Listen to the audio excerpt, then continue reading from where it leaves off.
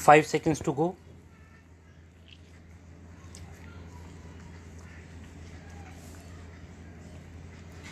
Start.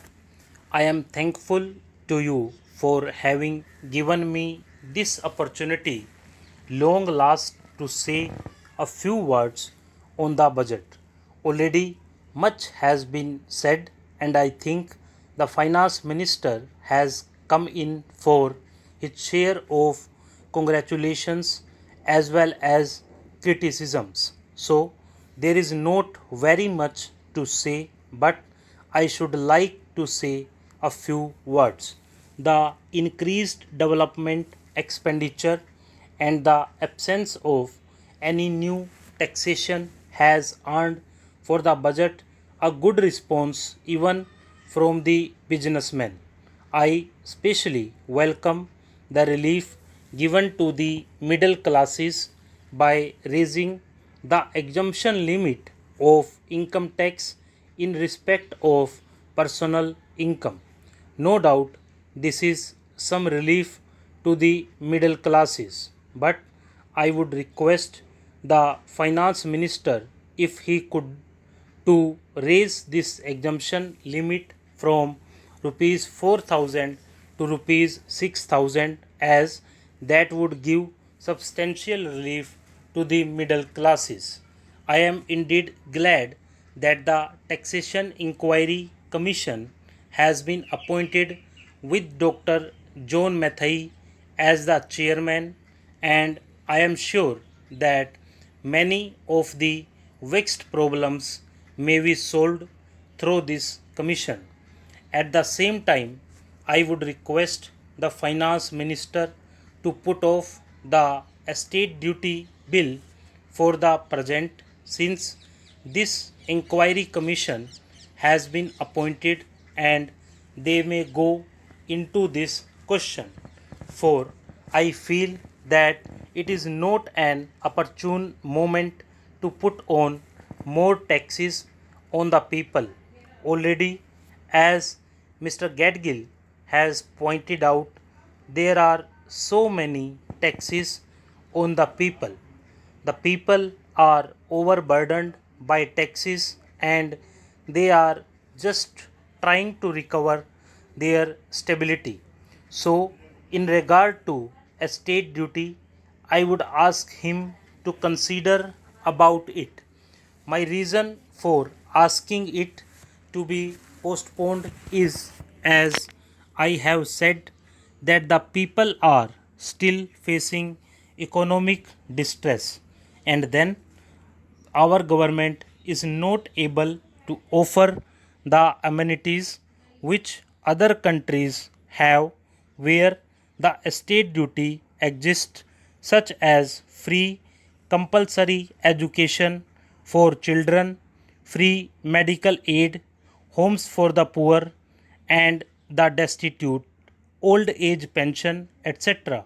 So, my humble suggestion is that this point may be considered by the Taxation Inquiry Commission.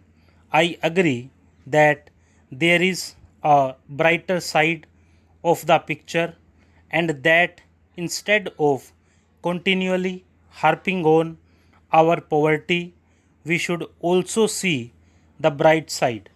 We are making encouraging progress towards laying the foundation of a welfare state. With the cooperation of all and the implementation of the 5-year plan, I am sure, sir, that we should be able to lay the foundations and fulfill the dreams of India. It is indeed encouraging to know from the finance minister that there is a tendency of lowering food prices all over the world, and in that case the prices in our country too would be lowered. Regarding defense, for obvious security reasons, I do not agree with my friends who say that the expenditure should be curtailed. It is not advisable to take any undue risks and slacken the defense arrangements. Indeed, defense is one of our valuable assets, although, strange to say, there seems to be adverse opinion in some quarters. I agree with what General Cariappa once said, that God and army are remembered only when there is trouble. The army consists of the most disciplined and loyal set of young men. It would not be proper to effect economy in the pay of these brave officers, as it would not be an incentive for the right type of young man to join the army, and it would become ineffective and inefficient. I believe already officers who were drawing rupees 1400 as their pay are now getting only rupees 700 and about rupees 100 as allowance. That is, they are getting about half of what they were getting before. It is very hard for those officers on field duty to establish separate establishments for their families and for their children, and I would specially appeal to the finance minister to see that the family allowances may be restored to those officers who are on field duty. Economy in army could be effected in other ways.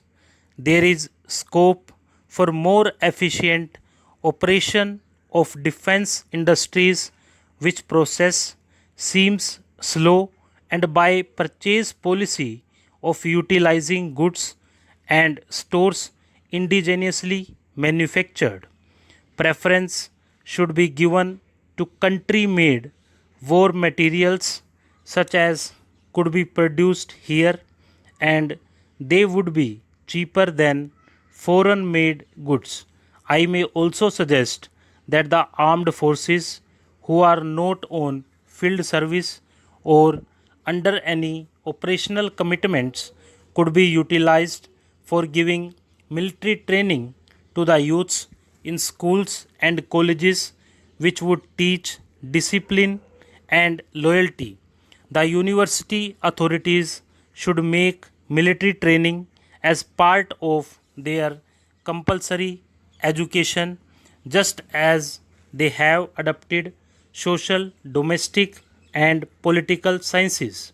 The National Cadet Corps is already inculcating military training in some universities such as Bombay and Calcutta. But if military training is made compulsory for our university students, it will go a long way. Stop.